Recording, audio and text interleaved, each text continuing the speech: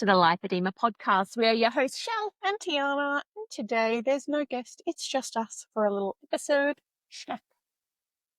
Schnack. Today's schnack, we are going to talk about pain and how we experience pain, because it varies so much. And also the way we think we should be feeling pain is different between everyone too. Because when someone says pain, I always think like, doubled over, gut wrenching, like, oh, I'm in pain. Not able to work through it, pain. Yeah. And if you can work through it or do things, it's almost like your pain is less valid. Yes. Yeah. Yes. And we diminish it. We do. And then I suppose, we just get on with it, right? Yeah. But I guess when I got my lipedema diagnosis, I recognized my pain more, I suppose, because I had a reason for it, like it was identified. And then by nature of being able to recognize it more, I wonder whether my tolerance for it became lower. Okay. Because it actually had a name, it had a label, and it wasn't just you. It wasn't just, everybody experiences this. Yes. Yeah, okay. Yeah. So I'm in a bit of a pain flare this week, and I've had to take Panadol at night time to get to sleep, which is not my usual. And there's a couple of things that would contribute to this. I'm thinking is that the week before last, I worked from home quite a bit because I had car issues. So I wasn't moving as much. Yeah. And then this week, apart from working out, so like a workout is only a moment in time. Whereas like getting to the office and getting home from the office, that requires a certain amount of like non-activity, like non-exercise activity, whatever you call it. Neat. So I think that's one thing. And then the other thing was this week I felt I did more intense workout, not weightlifting. So on Wednesday I was too sore to do a strength workout again because on Monday I did a strength workout. And it incorporated a little bit of cardio stuff. And on Wednesday, I was too sore in my muscles, so I decided to do HIIT instead. And I think that wasn't probably a good idea for my body. And it suffered a little bit since then, and I'm still in pain. And during the day is different because you're doing stuff and you're really busy. And like when you go to bed, everything stops, and then you can sort of check in and you're like, oh, I'm in a bit of pain. And then it sort of just plays in your mind. So that's where I'm at. And that's, So can I just ask, what does your pain feel like?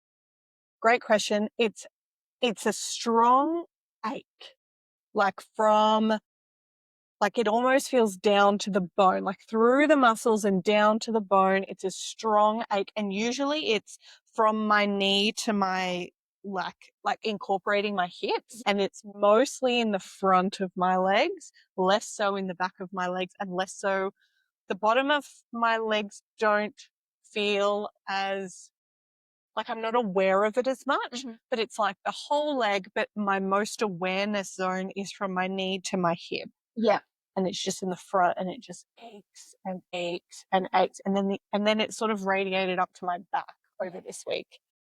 So that's one part of pain, and that's like a flare. Yep. And that's not my baseline. Usually I don't have to take medication for pain. So I think it's those things that I did wrong. The other kind of pain I experience is more so in my arms, and it's the pain upon touch and pressure. Yeah. Like they're quite sensitive. They just hurt. They hurt if I lean on something. They're just sensitive, which is not nice, but it's not like a constant all the time thing. Okay, so they don't ache? You don't get the same aching in your shoulders or arms as you do in your legs? No, it's not that constant ache. It's just like on pressure, and they feel weaker. And I know we did a reel ages ago where like doing your hair and putting washing on the line. Yeah. Like that's when it aches if you're using them because they're heavy. Certainly not like my legs with that. And I'd like to just point out that I am post-op with my legs. Yeah. I'm post-op with my legs, and I still experience pain, and I'm not wearing compression at the moment. I know that I should, but also surgery does not cure lipedema. Yeah, that's right. Surgery puts you back to stage 1. And if you're a stage 1 who experiences pain, that's valid. If you're a stage 3 who doesn't experience pain, that's also valid. Our experiences are different. So that's where I'm at the moment. Like I'm sure it'll calm down. Yeah. I didn't do a workout this morning because I was like, maybe I should just rest instead. And I got on my vibration platform instead. It did feel good actually. But yeah, hopefully it'll come down in a couple of days because I'd like to get one more workout in this week. I guess that's something we've also got, like, we know that this is systemic. So just because you have had the diseased tissue removed, that did not fix your lymphatics. It did not fix your other connective tissue issues. You know, so that pain, and just because the diseased tissue was removed, your body's just not going to like clicking your fingers and, oh, we're all better. Yeah. But for some reason I thought after surgery, it would tackle the pain a bit more. And also with the Mounjaro that I'm on. For some reason I thought that just taking a low dose of Mounjaro would just, I would be in pain. And I guess my lesson here is surgery, Mounjaro, any one thing is not the whole solution. So I have to make sure all of those base metrics are stable, like really good sleep, good nutrition, good lymphatic support, not putting too much stress on my body in terms of working out at the gym. And sometimes I want to go hard at the gym and then I'm just like, oh, well, I just have to deal with those consequences for a few days. Yeah. So you have to weigh up the pros and cons. Yeah, absolutely. And I was just thinking, like, it's not like you break an arm, that's reset, you're done. No. You know, but then I guess when you hurt ligaments, like, that's a lot more involved. So I guess, like, rehab. Yeah, a lot more rehabs. It's true. Yeah. It's complicated. I have a complicated relationship with pain, I think, because like you said before, it's that my pain is not painful enough to be a thing that I should be complaining about. I have lots of people in my life who go through who have immense pain for what I perceive as to be more serious reasons than my pain. And so I'm like, well, I can't complain about my pain because at least I can work out. At least I can go for a walk. At least I can. Like, movement is accessible to me. So it's very complicated. And that's why I loved having Nick Knighton on a few episodes ago, because when she was at the Lipoedema Australia conference and spoke about all pain is valid, I was like, oh my God, maybe it is. How do you go with period pain? Do you suffer from period pain? I used to. In my youth, I suffered from period pain quite a bit. But in my adult life, not so much. Postpartum, a little bit, but that's quite normal when you're postpartum. And now, not so much at all. What I do get is, and I think I have postmenstrual dysphoric disorder. Okay. I think because my symptoms they're psychological. So I get really low mood and my tolerance is at 0. And how they manage that is through antidepressants and SSRIs. And I'm on those medications now. It's been a short time. It's only been 4 months. And usually with PMDD, they cycle them, but I'm on a sustained dose because I didn't go to the doctor to get them for my PMDD. I went to the doctor for other reasons because I just wasn't coping too much. And I've got to say that I don't really feel it to the extent that so it's definitely helping the PMDD. But it's also helping like my baseline level of mood. That's really good. Which is completely an aside from our pain conversation, but I suppose they intertwine because absolutely. I can handle my pain more because I can handle life more. And we shouldn't look at the body and the brain being separately. You know, we should look at it holistically because like whole gut brain connection and it all felt together. And a lot of like that trauma and how it comes out in the body and everything, like that's all interlinked too. So pain manifest physically, it can also be psychological. So it's complex. Yeah. So yeah, that's where I'm at with pain. And I suppose I just need to take it easy until the pain goes away and recognize that if I do want to go a bit harder doing a HIIT workout or something, maybe I'll get this again. So it's like, I'd be pushing a little too far. Yeah. Mitigate the risk of getting a few days of soreness and which sucks because that exercise high that you get when you reach that level of heart rate. yeah. So I used to run years ago before I had the twins. So it's been almost 10 years now since I've run, and I miss that running high. And so you sort of get that with HIIT, like you sort of get that with that high intensity workout. But yeah, I feel like perhaps in this time in my life, it's probably something that I need to leave on the shelf and do like steady state cardio instead or something. And that is a really hard pill to swallow. It's a really hard pill to swallow that I can't do that. And this is going a little off topic, but I was saying to Macy the other day, because like I'm doing so many renos at home, and I got to the point where I just couldn't do it anymore physically. And I said to her, it is the worst because mentally I know exactly what I need to do, but my body does not cooperate. And she said to me, that would be worse. She said it would be better if you didn't want to do it, but you had the body that could. I said, exactly. I said, because it drives me crazy. So I'm like, I should go and do this. Oh, but I don't have the energy to do that. And so frustrating. That is frustrating. And that's physical work, but it also feels pedestrian work in a way. So your mind is like, well, I should be able to do this. Yeah. Like a hard workout or something, you're like, oh, well, it's hard.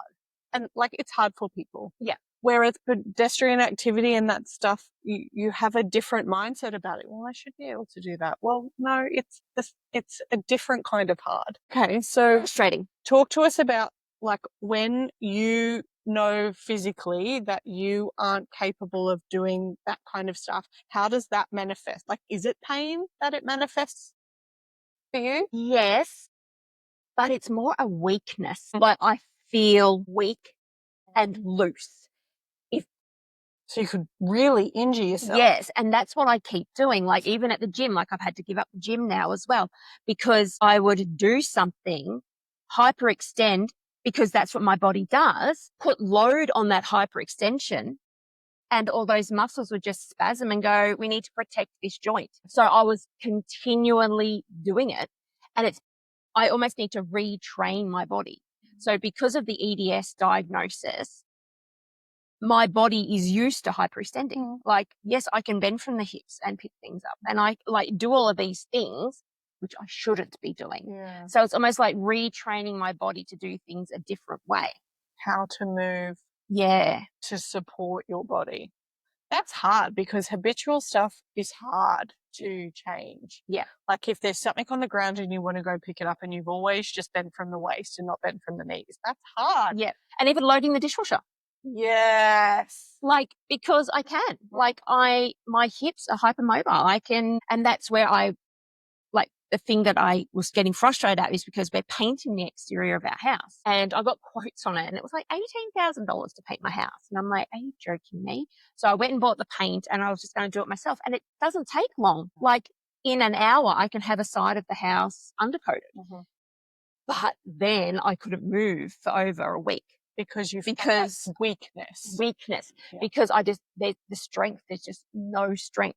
Yeah. So I guess it is pain, but I've always associated it as weakness. Yeah. Like there's nothing there. Like my strength has just gone.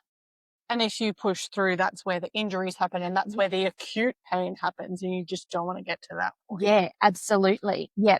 So and I get mainly that in my hips and in my shoulders and elbows. So I had to stop when I was at the gym.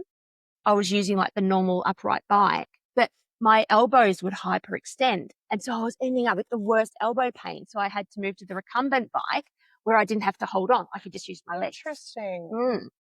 It's interesting you say elbows, because I'm going to switch back to me for just a moment and then we'll go back to you. But we mentioned about the pain in my arms, and I don't really have a lot of pain in my arms except on pressure. But when I'm asleep at night, I usually laying on my side and my arms are bent. I'm like holding onto my body pillow, so my arms are bent. My arms are usually bent and not like straight. And I get pain in my elbow from having my arms bent. And I'm like, that's weird. It's almost like joint pain. And I'm like, well, maybe it's inflammation. I'm not convinced that it's associated with lipedema. Like it could just be some other kind of inflammatory issue in my joints and specifically in my elbows, but it's local to my elbows when they are bent for long periods of time, which is weird. Yeah. Well, I get that too. And at the luncheon that we had on the weekend for our Lipedema community, one of the girls said that too. That's weird. Yeah. So, I mean, it could be lipedema, but it could also be because we live in an inflamed body. It could be inflammation of the joints as well. Like we can't prove anything. No. But that's it. I mean, it's validating to know that other people have that experience as well. Yeah. There's nothing that I'm going to do to change that because I fall asleep with my arms bent, and that's how I comfortably fall asleep. Yeah. That's how I sleep too. Have my snuggle pillow. My poor husband, I'm snuggling a pillow and he's like, hello. So what about your experience? We've talked about weakness and the possibility that that is pain, but what other sort of pain, and also apart from injuries, because you're very prone to injuring yourself, and now you know why, because of your EDS. Yes. So interesting. But do you get like any kind of radiating pain, aching pain? No, not like, how people say with the blood pressure cuff. Oh, yeah. I don't get that. But my legs. So if they put a blood pressure cuff on they put it on my leg. Yeah. My legs. Your gorgeous little dog Daisy. Yeah. She steps on your legs because she's very light. She's very light and little. Yeah, no, she doesn't hurt. Great. Doesn't hurt at all. And do you know what? It's not as bad since I've been taking Ozempic. That's good to hear.